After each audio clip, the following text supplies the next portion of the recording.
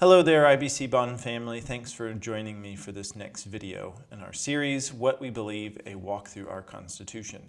Now, last week, I hope you'll remember, we talked about elders, those spiritual leaders of the church. And in this video, we'll be talking about deacons. And this is really important because maybe you came from a church that only had deacons. Maybe you came from a church that didn't have any deacons at all or called them something else. Here in Germany, it's important to have this conversation because that word deacon is usually applied to people who work in the care field, those who care for the elderly and needy.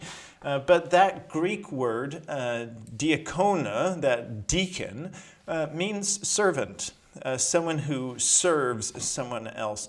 And this is really important because Paul instructs the churches that he plants to not only appoint elders, but to have deacons, and he gives qualifications of what those deacons should be.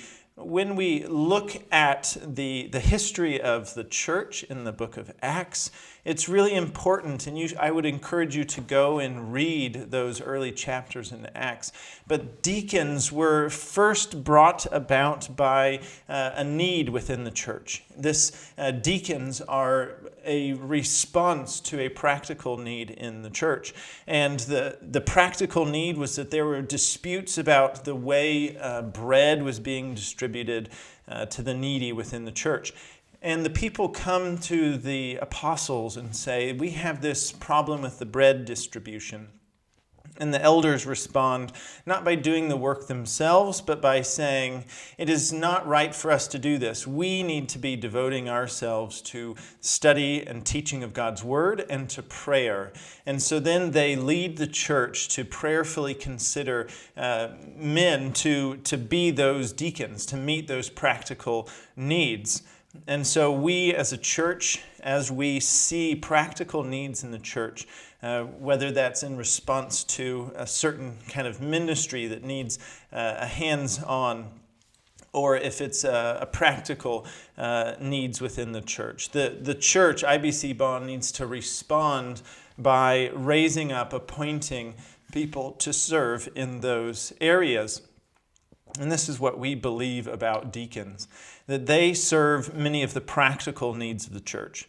Whereas the elders, primarily, the elders are the ones who oversee the spiritual needs of the church, give spiritual oversight to the church. The elders are the ones who devote themselves to the ministry of God's word. It's the elders who are giving the spiritual direction for the church, the discipleship of the church in things of belief and doctrine and in God's word. It's the deacons who serve the practical needs of the church. The deacons include administrative officers. That's the way our Constitution structures it, that there is a team of administrators, that on that team of administrators there are deacons. There is a chairperson, and that chairperson is the one who in the future will be running the membership meetings, who are calling the church to order and running the meeting of the church. The financial officer, the one who manages the incoming finances, the outgoing finances, and reports to the church.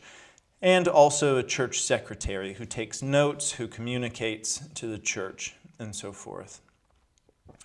The deacons can also serve or oversee other ministries of the church. As the church responds to the needs of the church and under the authority of the elders, there may be ministries that begin within the church. It may be that deacons in the future might oversee those ministries, be they music or technology or any other kind of ministry.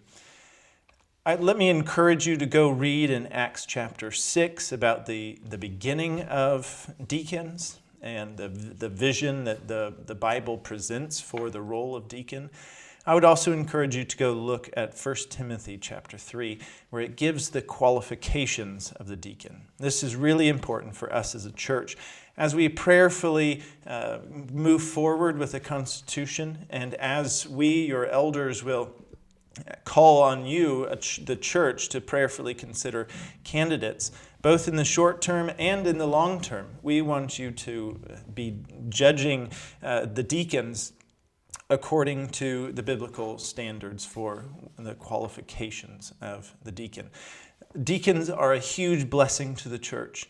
They are a tremendous blessing to the church, just as elders are, and just as every individual body part within the church. God has given us a beautiful design for the church, the way He wants His church to be governed, to rule itself, to hold each other accountable, to disciple one another. It's a beautiful design, and we need to understand it in order to reap the blessings of that design.